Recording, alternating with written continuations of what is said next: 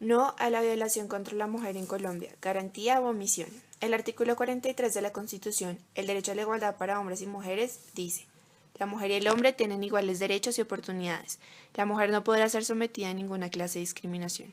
Durante el embarazo y después del parto gozará de especial asistencia y protección del Estado, y recibirá de este subsidio alimentario si entonces estuviere desempleada o desamparada.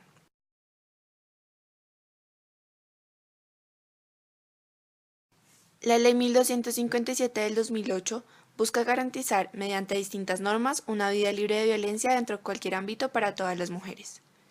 Pero, ¿qué se entiende como violencia a la mujer? Según el Congreso, la violencia a la mujer se define como cualquier acción o omisión que le cause muerte, daño o sufrimiento físico, sexual, psicológico, económico, patrimonial por su condición de mujer, así como las amenazas de tales actos, la coacción o la privación arbitraria de la libertad, bien sea que se presente en el ámbito público o en el privado. Pero, ¿se cumple para todas?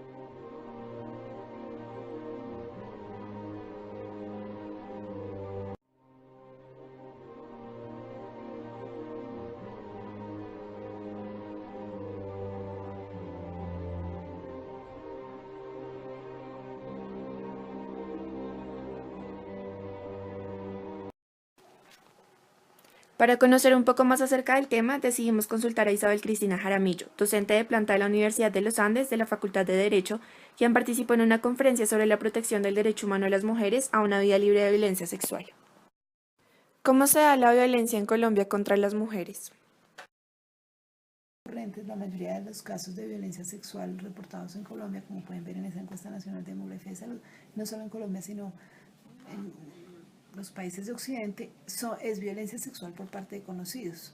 Una parte es el esposo o compañero permanente, otra parte son los ex esposos y ex compañeros permanentes, pero también son novios, también son padrastros, también son hermanastros, también son. Entonces, la mayoría de la violencia sexual que las mujeres dicen que han sufrido,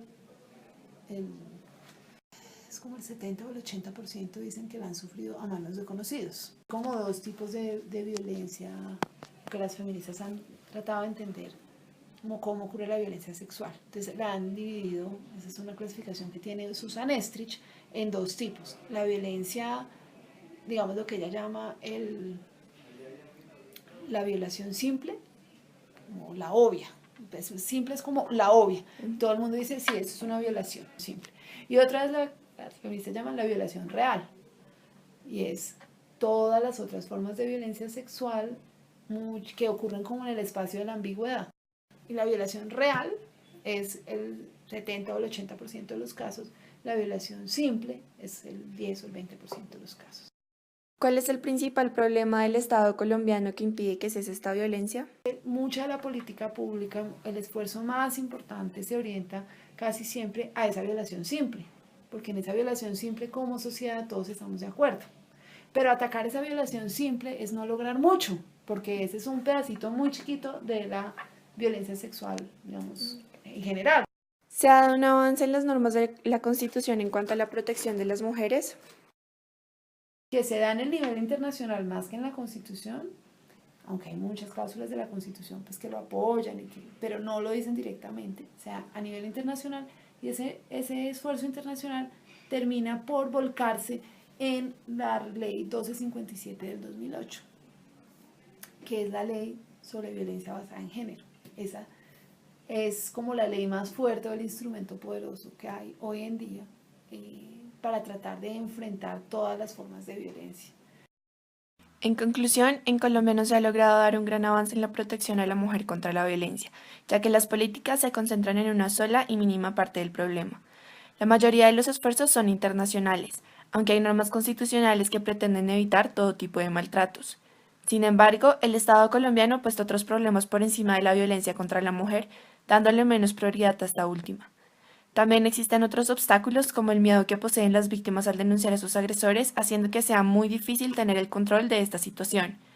Si no se puede superar todo esto, no va a ser posible garantizar el cumplimiento de la Ley 1257 del 2008 para todas las mujeres sin excepción, en especial a las que son más vulnerables, es decir, las de estratos más bajos. Hay que seguir luchando por acabar con la violación a la mujer.